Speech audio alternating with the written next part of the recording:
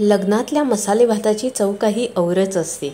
या मसाले भाताचा एक सिक्रेट मसाला असतो, तोच आज आपण बघणार आहोत। साहित्य आणि प्रमाण डिस्क्रिप्शनमध्ये दिलं आहे। चला तर करूया सुरुवात। गॅसवर लोखंडी कढई तापत ठेवली आहे। कढई मध्यम आचेवर तापवून घेतली आणि मग गॅस एकदम स्लो केला आहे।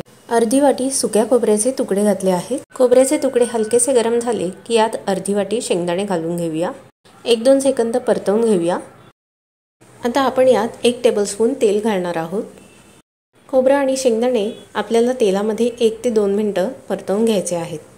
शेंगदाण्यांवर हलके हलके डाग दिसू लागले आहेत। आता या स्टेजला अर्धी वाटी धणे घालूया आणि छान परतवून घेऊया। गॅस अगदी स्लो असल्यामुळे मसाले करपण्याची भीती नाही। 2 इंच दालचिनीचा तुकडा मी तोडून घातला आहे।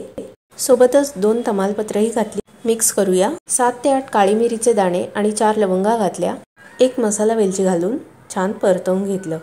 मसाल्याचा सुंदर सुगंध दरवळला आहे, तर आपला मसाला ऑलमोस्ट तयार झाला आहे। आता मी गॅस बंद केला आहे। 4 अख्ख्या सुक्या मिरच्या घातल्या आहेत।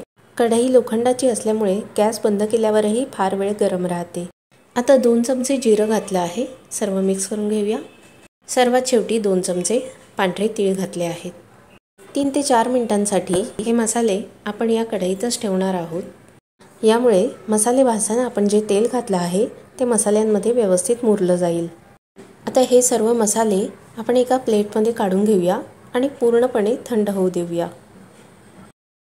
मसाले पूर्णपणे थंड झाल्यावर मी हे मिक्सरमध्ये जाडसर वाटून घेतले। तर हा मसाले भाताचा सिक्रेट मसाला आपला तयार आहे।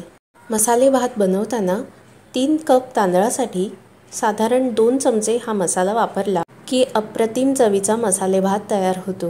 एकदा नक्की करून पहा। धन्यवाद।